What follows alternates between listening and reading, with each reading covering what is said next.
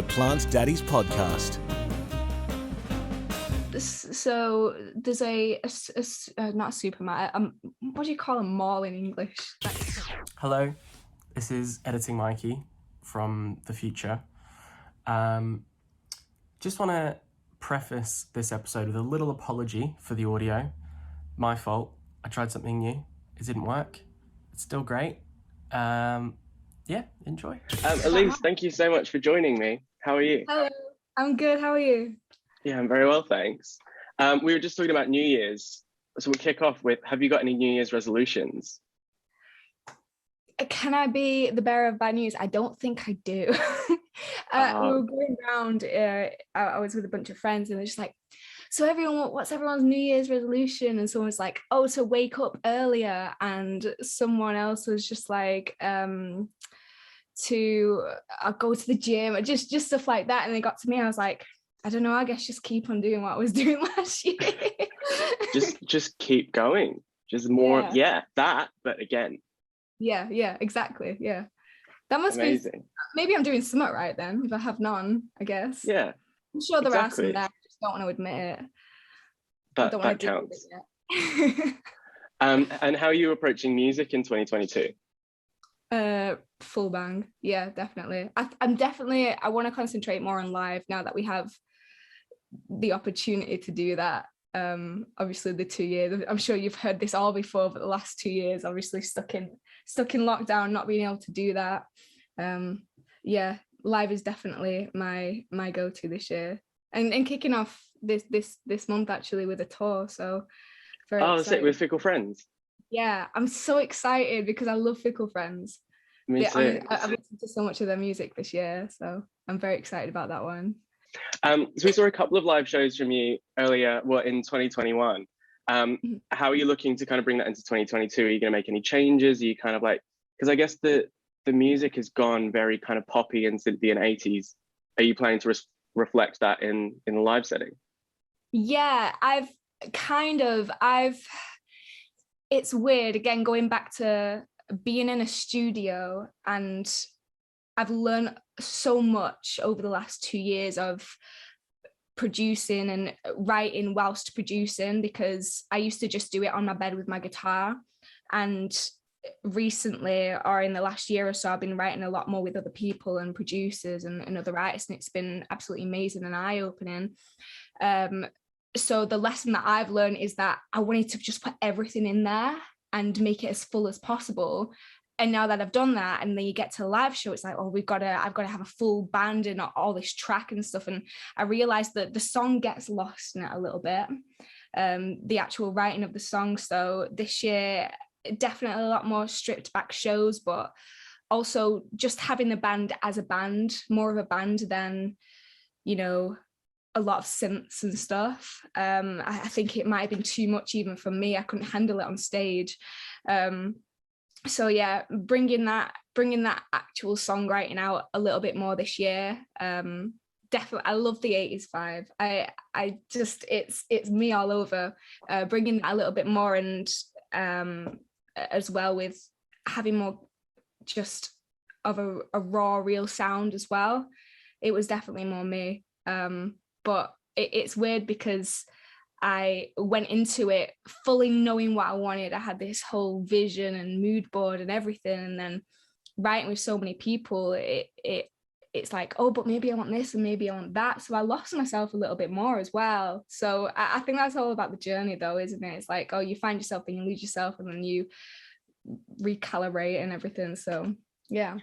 It's funny you say about writing when producing, because your songs definitely stand up to the campfire test. I kind of assumed they would have been written because they're such great songs, and you do TikToks where you strip them back and it's you and a guitar. I really thought they'd be kind of written on guitar and then brought into the studio. Even with the new ones that are really produced, they definitely hold their own. Most of them are, yeah. There's one that's coming out this year called Champagne, which was the first one I really wrote where the producer was producing as me and another person was writing. I had no experience doing that. And I know a lot of people have done. especially in the pop scene. I think I was quite late to the pop scene because I was very much more folky, listening to a lot of Joni Mitchell and stuff, and then I grew my love for pop, and everything was done very differently, and I had to catch up very quickly on it. But a lot of the other stuff that I write, I am very comfortable writing on a guitar or a keyboard, just, you know, at my desk or on my bed, or I'm mainly on my floor. I think that reflects a lot on TikTok. I'm always on my floor, just in the mirror, jamming out to my guitar, I guess. It's the way you got to do it. So this like 2021 era of songs, I guess kind of the poppier stuff we were just talking about, was there something that changed, or was that just a natural progression, or was that like, this is what we do now? Do you know? Oh, it was just a natural thing. I changed my mind quite a lot, but the core foundation of it all is still there, and I love pop. There's so many things I can go on about how pop made, like, it's pop for a reason, because it is the best out of, I guess, all of them. Controversy, I don't know, but yeah, I definitely love writing like that, and having the different just different influences, and hearing how other people write, and when I sit down it just naturally comes out that way, so I definitely stick to it. But sometimes it's different. I have a song coming out, supposed to be in January, but maybe more February now, and it's very stripped back, and it's called Uppercut, just on acoustic. And when I first wrote it, it was very Radiohead. That's the thing. And it was a little bit different to my other stuff, but it's like, I've got to release this because it's one of my favorites. And by the time it got around to being produced, it was more of an acoustic pop song instead. Like, we changed a lot of the chords about to make it more, I guess, listenable, more conventional. But yeah, it's always what you feel, and that's what inspires you, isn't it? And I was listening to a lot of like the Bends at the time, and then I sat down and wrote Uppercut, and a few more of those kind of songs as well. So just go with the flow. What's the most interesting thing you've learned whilst you've been kind of producing and kind of taking your production to the next level? Honestly, kind of going back to what I said before, is space. It's so important, and it took me a long time to learn that less is more. Even with writing or producing, that, and this might be a little bit cliche, but stick to your gut on writing, I think, as well, because you get a lot of really cool advice from people that know a lot about, you know, production and writing and stuff. And I guess my approach to writing sometimes isn't as what would the word be, like calculated, or in the box of how a pop song should be written, like, oh, there's too much space here in the lyrics, you need to, you know, fill this in with something. And I was listening to a song by a band that I was listening to a lot this year called Dizzy. Have you heard of them? I haven't. Oh, they're so good, you need to check them out. And they've got this one song called Roman Candles, and that must have been my top played song this year. I'm pretty sure it was on my Spotify Wrapped. It's like I played like 2,000 times or something. And I sat down listening to it the other day, actually, and I was like, what makes this song so amazing?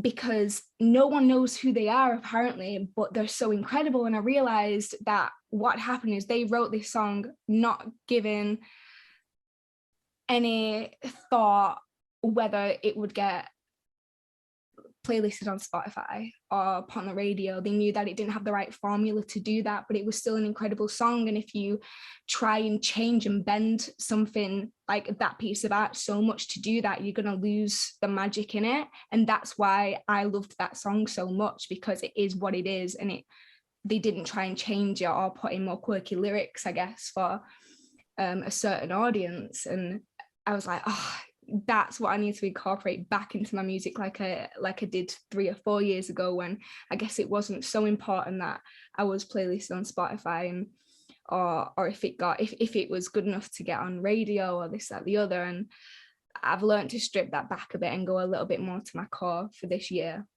But yeah, I guess that's what I've learned. Amazing. There's a bit of like a lyrical theme in your songs, particularly in 2021, of kind of unrequited love. Are you okay? Are you all right? No, I'm I need help. No, of course. Yeah. No, I'm absolutely okay. Why do you ask? I was just checking in. I just wanted to check in, make sure everything's okay. Yeah, no, everything's great. Good. I And promise. She does the gritted teeth. so there's quite an interesting juxtaposition in your songs where there's this kind of balance between melancholy lyrics and, upbeat 80s chorusy pop music. Where do you begin that process, and how, like, what made you decide to kind of go that route? Again, I think it's a lot to do with feel or influences. So, do you know, obviously, Peter Gabriel? I absolutely love him and his music. And the thing about 80s music in general, I could go on about it for days, is how obviously nostalgic it is now, but at the time it was very almost tipping cheesy. Like the pop stuff is tipping cheesy, but it was all very lovey-dovey, ballady stuff, or this, that, the other.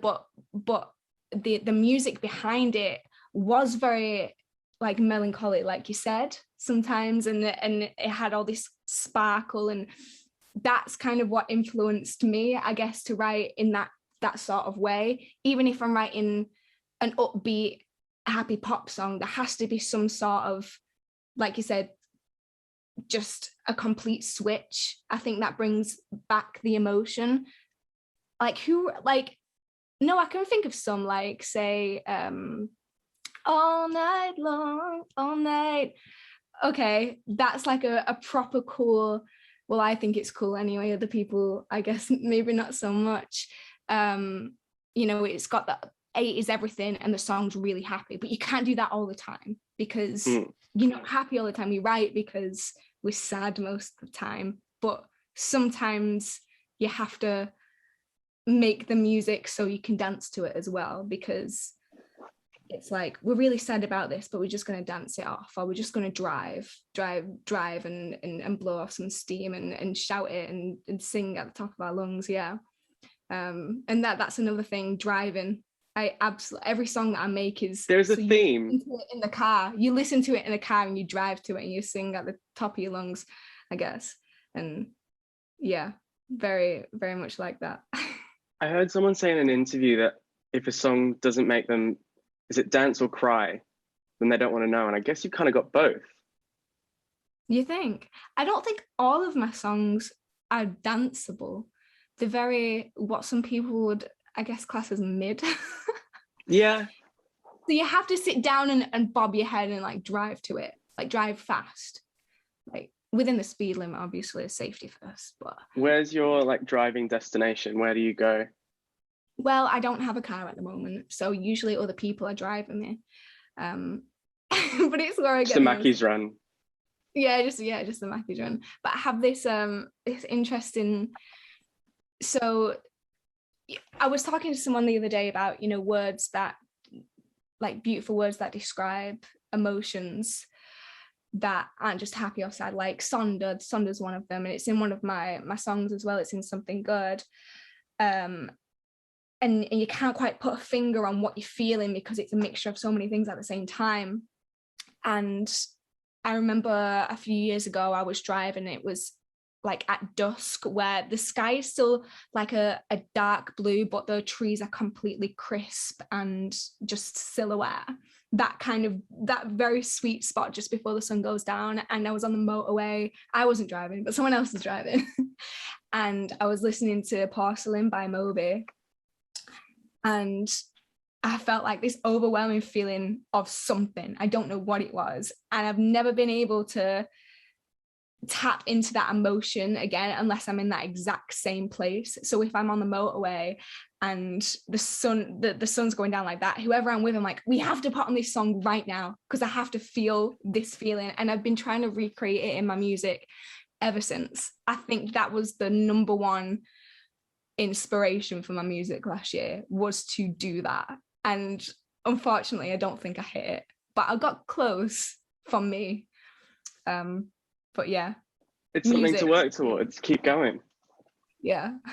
It's funny how like specific things remind you of like specific times or people. I've got the most random one where, do you know when you cook spaghetti and you've got to kind of like coax it into so it's all in the water? I've got quite a small saucepan.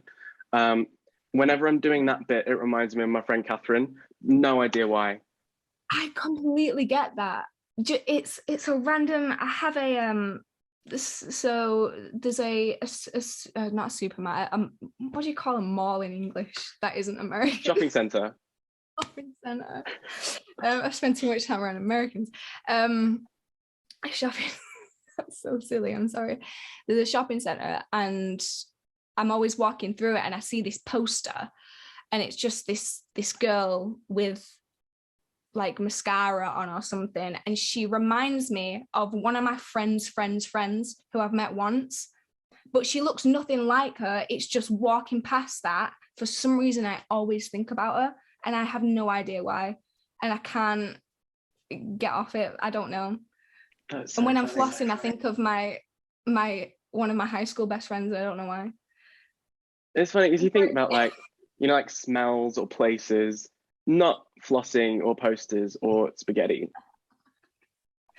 Yeah, very weird. I also have this tea, this English Chelsea blend, I think it's called, from Ellysse Mason's, that when I went to London one time and I was looking around at all the teas and I smelled this tea and I nearly cried because it was so nostalgic to a certain point in my childhood that I got the tea. But I don't drink the tea because it's not very nice, but I just sometimes take it out of the cupboard and sniff it. Give it a bit of a smell. Yeah, I love it. I think Amazing. smell is my favorite scent, definitely. I love Smell is your favorite scent. Yeah, smell is my favorite. I think smell's my favorite scent as well. I think so. You know what I mean? Smell is my favorite scent. Scent. There we go. My word. Scent. Smells my favorite sense. Yeah. Same. We've gone completely off topic, but I love it. So I wanted to talk a bit about TikTok. Obviously you had massive growth last year, but I guess I've kind of noticed a trend where people get massive on TikTok and then find it quite challenging to pull that audience over to other platforms and to Spotify and to live shows. Did you experience that? And what are the biggest challenges of blowing up on TikTok and trying to pull that across? Yeah, absolutely. I'm still dealing with it now on how to convert your audience and I think a lot of it has to do with how quickly you blow up and how big you blow up. And it was mainly through one video.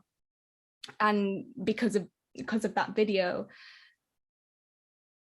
it's like when the industry or labels see you, they paint an entire picture and story about you through this one video of who maybe they would like you to be, and they only know you through this one video. So gaining that many, I think I gained like 400,000 followers in 2 days, which was insane on TikTok. And I didn't even know anything about it at that point. I was just told, no, you need to do this. My manager was like, no, you need to go on TikTok. I was like, I don't want to do it, it's new. But I did it and I loved it. And I did that, and it converted over to Instagram a little bit as well. But with that, I saw when you grow too big too fast, it's like sand falling through your hands. It's so hard to grip because there's too much there, and I wasn't prepared for it. I wasn't prepared. I was working on songs, but I didn't have anything to show yet. It was also it's the kind of video, so it was music based, but it was just the guitar, a cover of on a guitar. It wasn't me singing one of my songs or even a cover, and that got lost in translation a lot, I think, with a lot of labels and a lot of people asking me advice on guitar, when I just write on guitar. I'm not a really good guitarist at all. I do my best. I've played guitar for over 10 years, but there's a wall that I've hit with it on that. where it's just like, oh my God, everyone thinks I'm just a guitarist and I want to show off my singing. And, you know, that worked as well. I started showing off my singing a little bit more and people liked it. But you've really got to, what I learned from that is you've got to give your audience something. And I didn't know that I was still trying to process what had actually happened. And it is incredibly hard to convert people. And there's another thing I've learned too, is that you've got to show people something like 7 times before it actually converts. And there's so many things that I've learned now that if I went back and that happened again, I'd definitely do differently. But it's all a learning curve. Like I said, it's just sand falling out your hand, like falling through your hands, and it's so hard to grip. So you said about kind of having to show something 7 times, and I think I've noticed that with a lot of artists on TikTok. Like on Instagram, you might do like 1 or 2 stories to when something's happening or something's coming out. Like on TikTok, there is such a volume of the same thing, because you're trying to like reach different audiences and like For You page and all that kind of stuff. Like, how do you keep that fresh and not just put out the same video 7 times? I have no idea. Sometimes I will wake up and my ideas will be dry.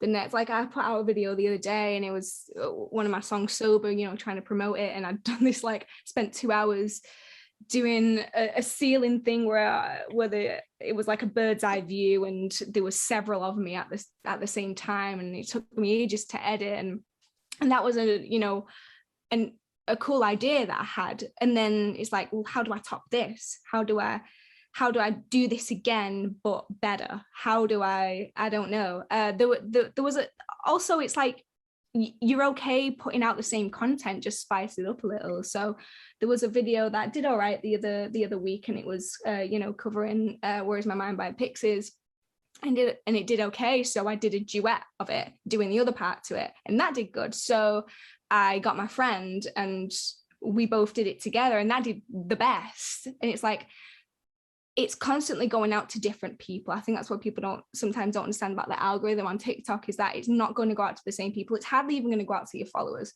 I don't even know why we have a follower list, because it doesn't go out to them. It just goes out to the For You page, mostly anyway. And you think that you are posting the same stuff and the same people are seeing it, and it's not. You are constantly posting it and different people are seeing it all the time. And I think people are afraid maybe of that. Sometimes I see people holding back from TikTok or not putting themselves out there. And the best thing that I could have done 2 years ago when, we first got put into lockdown was focus on social media, because I think it made me a lot braver in front of the camera, in front of other people, and not being afraid to look like an absolute idiot. Because I do, and some of them, they're so cringy. Some of my videos are so cringy. Oh, but I love it. Some of them, I could definitely find some. Yeah, I could find like some ones where like it's a trend. I don't think I've done any TikTok dances yet, but I think I'm going to do one today. Do one, please do one. Yeah. That can be your New Year's resolution. No, I'll definitely do one today and put it out. I was thinking about that, but there's one that I really like. It's a song I really like, but yeah, and people just put yourself out there and do it. Make the cringy video, because you have no idea what people like and what people don't like. And it's definitely made me a lot more confident in myself just being on TikTok. And I'm very grateful about everything that's ever happened to me. So I asked you earlier about your New Year's resolutions. Mine, I want to listen to more albums, like start to finish, put on track 1 and finish at track 12 or whatever. What is your one recommendation for me? For albums? An album. Here's a secret. I don't listen to albums. I don't think anyone does. And that's why I'm trying to like... I didn't grow up listening to albums. So the only albums that I have so I listened to Punisher, Phoebe Bridgers. I listened to that all the way through. And I don't know why. I think it was because I was in a car on a day trip. So I listened to that, and you realize, oh, I see why albums are albums. But other than that, because of Spotify so much, it's very hard to I think I'm stuck on that question. I don't think I've listened to Punisher all the way through, so that can be your answer. It's a great answer. listen to it. I think that's the thing though. No. Sam Okay. Fender. I know you probably have. Oh, I've but heard then- that. Yeah. Oh God, okay. That was a great album. That is a great Yeah. album. But have I'm no the same clue. though. I get so wrapped up in playlists and singles and New Music Friday, and it's like people put so much work into albums, and then it's like, oh, I like one song of that, and that's going to go in my playlist, and that's it. So I'm trying to like consciously listen to albums. I think it's the appreciation, isn't it? It's different. It's not like going to a store and you've got this one album and you have to listen to it, and you can't just skip or go home and choose which song or listen to any other song. We had that. Well, I didn't, but they had that album, and they appreciate it more. It's like watching a movie on TV and then watching it on Netflix. You enjoy it more when it's on TV because that's what's on at the time. And you realize, like, I wouldn't have picked this film if I chose it on Netflix. And I appreciate that it's on TV now. And I think it's the same with albums. I find that like there could be a song that I've overplayed and I hate it and I'll never put it on Spotify, but as soon as it comes on the radio, I'm so excited. Like Kings of Leon are like my favorite band. I would never listen to Sex on Fire, but as soon as like Sex on Fire or Use Somebody comes on the radio, that's like the highlight of my day. Yeah. But I would never listen to it. You turn it up on the radio. It's different, isn't it? When you have when the choice is taken away a little bit, you appreciate it more because you have to just sit there and listen to it. Yeah. When there's too much choice, sometimes there's no choice at all, I guess. Ellysse, thank you so much for joining me. I really appreciate it. Thank you for having me. Thanks for listening to the Plant Daddies podcast.